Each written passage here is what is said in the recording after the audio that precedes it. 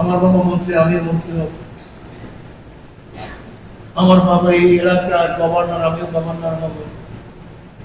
আমার বাবা বড় ব্যবসায়ী, এলেন সাহেব ব্যবসা করা জেনেছিল, ব্যবসায়ী হব।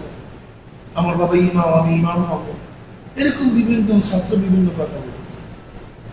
হারুন রশিদ বাদশাহ মন খারাপ হয়ে যায় যে মাদ্রাসায় রাখা। এরপরে এক কর্নারে গিয়ে এক ছাত্রকে দেখে বাতি টিপ টিপ করে জলে পড়াশোনা করতেছে। বলছে, বাবা তুমি কেন পড়াশোনা করতেছো? বলে, এলেম ব্যতীত মাওলার পরিচয় পাওয়া যায়। এলেম ব্যতীত ইমাম আল্লামা কাশমার রহমতুল্লাহ আলাইহি তিনি কি বলেন?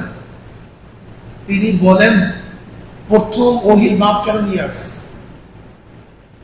ইমাম বুখারী রহমতুল্লাহ ওহির বাপ কেন নিয়ে আসছেন? আল্লামা কাশমির রহমতুল্লাহ আলাইহি ওহির মাধ্যমে আল্লাহর পরিচয় পাইছে। আল্লাহর পরিচয় পাইছে কিসের মাধ্যমে? ওহির মাধ্যমে। এর আগে আল্লাহর পরিচয় আমাদের মধ্যে ছিল না। ওহির মাধ্যমে, ওহির সূচনার কারণে আল্লাহর সাথে আমাদের পরিচয় পাওয়া গেছে, সম্পর্ক হয়েছে।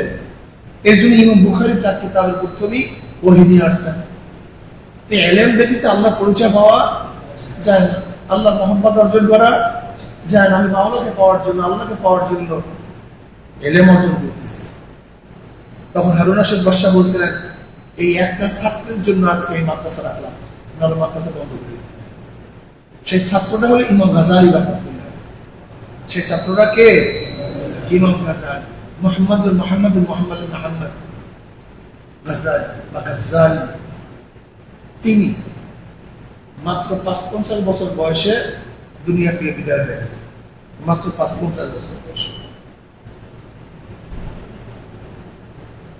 ইমামুল হারামাইন তার উস্তাদ বলছে,